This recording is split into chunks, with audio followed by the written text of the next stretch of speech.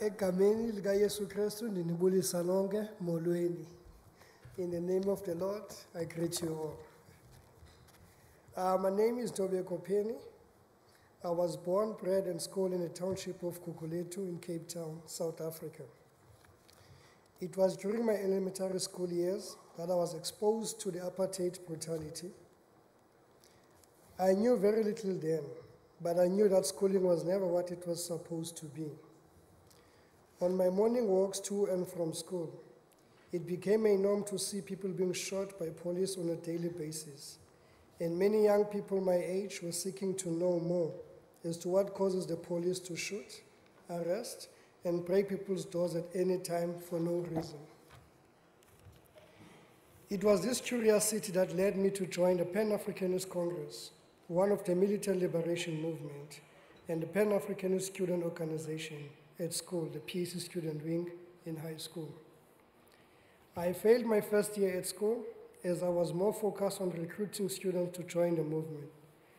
The following year, I was able to balance my studies with politics, and it was that year that I was elected to the executive committee of the Pan-Africanist Student Organization.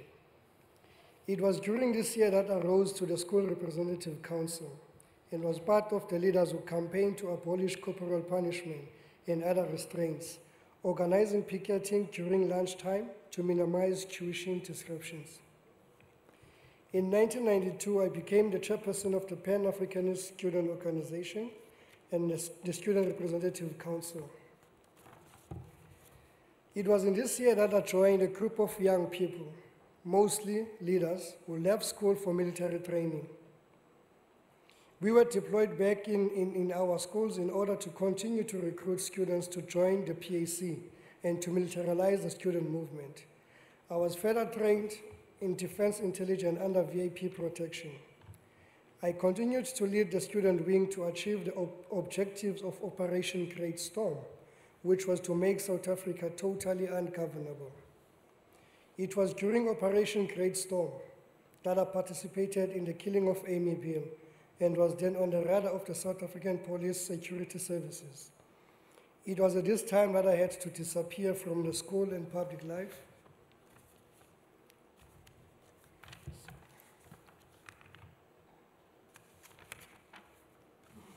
I always say I was never arrested, but surrendered myself after 1 year. My trial was less than 6 months, and I was aware of the fact that my fellow comrades were already sentenced to 18 years in prison. My fellow comrades and I had applied for amnesty to the Truth and Reconciliation Commission in 1997, and we were granted amnesty on the 28th of July 1998. My turning point was during the Truth and Reconciliation Commission process, when Amy's parents made it public that they had chosen to forgive Amy's killers, and South Africans needed to forgive each other.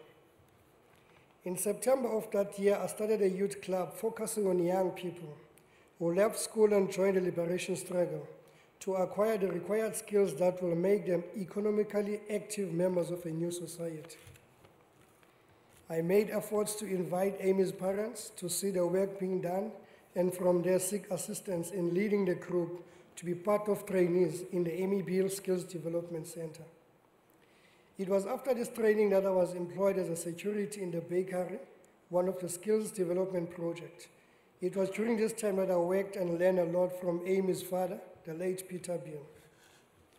I served on different positions up until September of 2006, where I was promoted to the position of being programs manager. Thank you.